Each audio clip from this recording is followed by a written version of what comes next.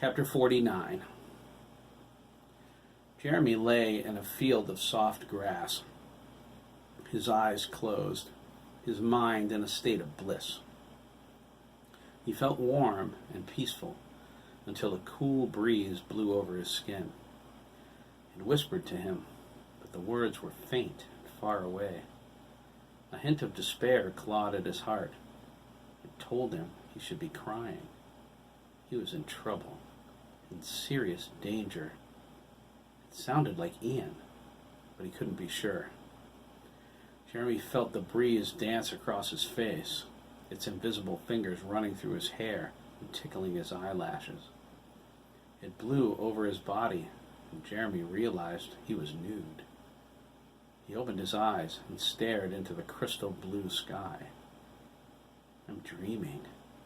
It can't be this pretty anywhere in the real world. Jeremy looked lazily to his side. He grasped at the tiny blades of grass and ran his fingers through them. They felt cool and as soft as silk. He sat up and looked curiously around. The view was spectacular. He was on a sloping hillside. Fields stretched in an endless landscape of bright green with rainbows of flowers. The colors were clean and vibrant, reaching toward an imagined sun. Despite the light illuminating everything, there was no star glowing in the heavens. The warmth came from all around him rather than from the sky. It radiated a loving innocence. Jeremy breathed the clean air, allowing it to fill his lungs. He held it, smiling. If he could, he would never leave this place. He heard a muffled giggle. Someone was behind him. The sound played like music. It fed the world with more light, more peace, and the foreboding wind voice vanished. Jeremy turned and saw Craig sitting on his mountain bike, smiling. The breeze came up and ruffled through his dirty blonde hair. Jeremy suddenly knew the innocence he felt was his. This land belonged to him. Nice place, Jeremy said. Craig blushed. No one ever came here before, he replied, helping Jeremy stand. Not my friends, anyway. His face clouded. You're my friend. Aren't you, Jeremy? The landscape faded. Jeremy felt longing, desperation, and loneliness. It reflected in Craig's eyes as he watched Jeremy intently. His heart braced for rejection. Jeremy felt many things for Craig, but more than anything, he felt like he couldn't survive without him. No, Craig, Jeremy said. You're my friend. My best friend. The landscape returned to its vigorous state with Craig's growing smile. He giggled once more, the tones tickling the inside of Jeremy's heart. I've never had a best friend before, Craig said. Jeremy reached out, touched his hand, and gripped it. You have one now. Craig nodded. You too. Again, he giggled. Jeremy was puzzled. What's so funny? Craig burst out laughing and pointed at him. Jeremy followed his point and laughed too. He forgot he was nude. It's nice to see you, Jeremy, Craig said, but I never expected to see so much of you. Jeremy held his arms out and whirled around. He felt so natural and pure. He was Adam in the Garden of Eden before the fall. Craig closed his eyes and concentrated. In a flash, his mountain bike vanished and clothes appeared on Jeremy. Jeremy gasped, amazed. How did you do that? Come on, Craig cried, motioning for Jeremy to follow. We can do anything we want in here. They ran through the fields laughing. They played with the toys Craig made out of thin air, a kickball, a frisbee, each appearing in a flash of light. Jeremy discovered he could do the same. He made a pair of baseball gloves. Craig made the hardball.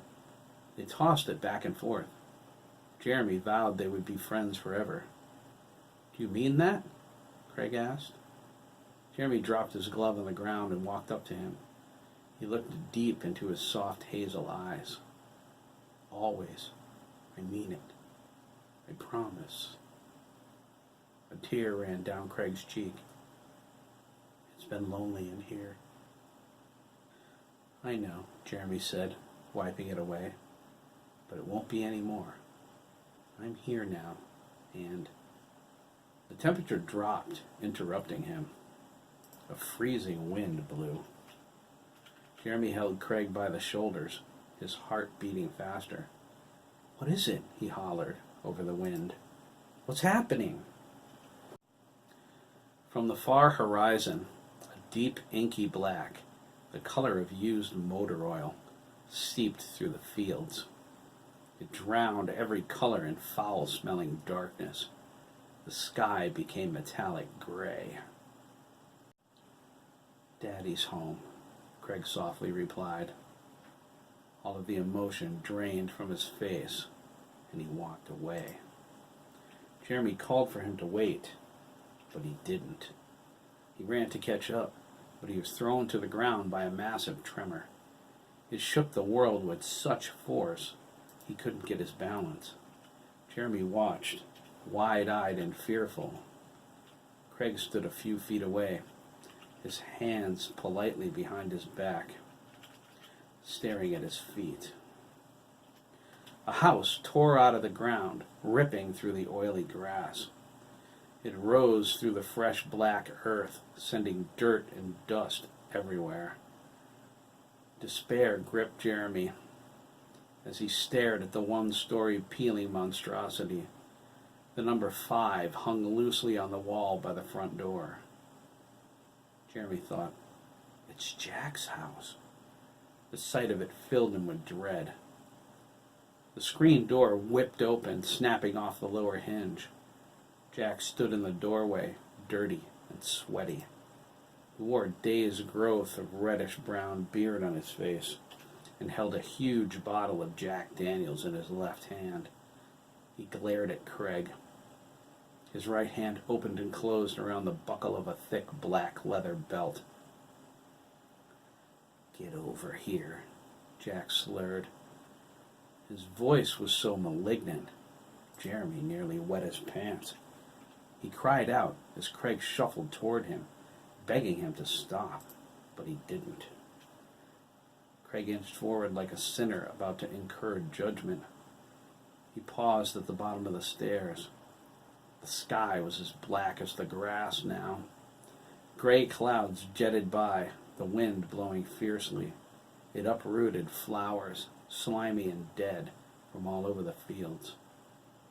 Jack lumbered down the stairs and dropped his bottle. It fell in slow motion and shattered on the porch. The bourbon splashed onto the house, sizzling and burning the paint like acid. Wisps of white smoke and flame rose up from the spots. Jack reached out and grabbed Craig by the hair. He twisted it in his fist and pulled his son to him. I told you to come here, you little bastard. He pointed at the broken bottle. Look what you made me do. Craig cried. I'm sorry, Daddy. I'm sorry. Jack threw him to the ground. Craig's face hit the dirt hard. He looked up, frightened, his mouth bloody and filled with soil. No, Jeremy cried, but they ignored him. He tried to move, but he lay paralyzed on the greasy grass. Jack leaned down near Craig's face. I hate you, you no-good son of a whore. You ruined my life. I never wanted you, never. Jack yanked Craig's pants down and held the belt up to the sky. It lashed the back of Craig's legs and buttocks. His smooth skin split open. Blood spattered into the air. Jeremy's face contorted as he struggled to move. His outrage grew each time the strap fell, and he felt the pain. Craig cried hysterically, begging his father to stop. Please, Daddy, I love you. I hate you. It's all your fault. I have nothing because of you. Jack went into a frenzy. Welts raised on Craig's buttocks, legs, and back. Craig tried to crawl away, Jack caught him by the ankle. Jeremy felt something like electricity flow through his body. His rage exploded. The pain he received from Craig, the fear, the terror that he was about to die, tore through him with a furious desire to save his friend. This isn't a dream, Jeremy realized. It's a memory. This really happened. Jeremy's eyes blazed with midnight blue light as a strange power filled him. He strained against the force keeping him on the ground. When Jack yanked Craig toward him and punched him in the face, Jeremy made a supreme effort of will, and the barrier holding him burst. It fell around him like shattered glass and disappeared. Jeremy ran straight for Jack, intending to dive on top of him. Jack whirled around and effortlessly flipped him over his shoulder. Jeremy smacked onto the ground next to his weeping friend. He put his arms around Craig and tried to drag him away. Jack reached out and caught his son by the ankle. "Leave him alone," Jeremy cried. "He's mine," Jack maniacally smiled. "Please, please," Craig sobbed, burying his face in Jeremy's chest. "Don't let him kill me." Jack raised the belt. Jeremy felt the power surging within him. He lashed out with his mind, his thoughts merging with the energy. The force charged through his body as Jack's arm began its descent. Jeremy cried, "Die!" The power lashed out from his forehead. Jack exploded in a gush of guts and blood.